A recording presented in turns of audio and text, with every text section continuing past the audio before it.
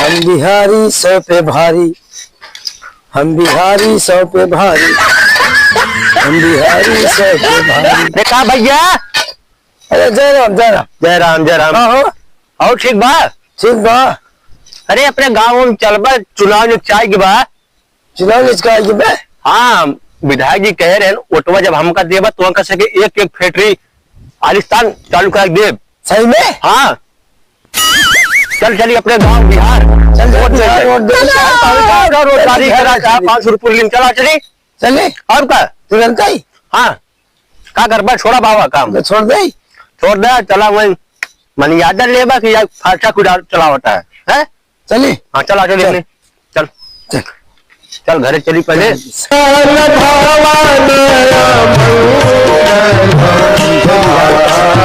झारखंड बिहार का बताई, कोई काम गड़बड़ाई कि सार्वजनिक चक्कर में हमसे आई।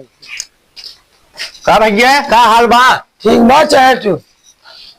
और लपेटू भाई ठीक बा। अब तो आपा सरकार गिर गई। सरकार तो गिर के का चाहिए। अब का करबा, कहे रहे फैक्ट्री देख वो दे तो हार गिन कहाँ दे घर थोड़ दे।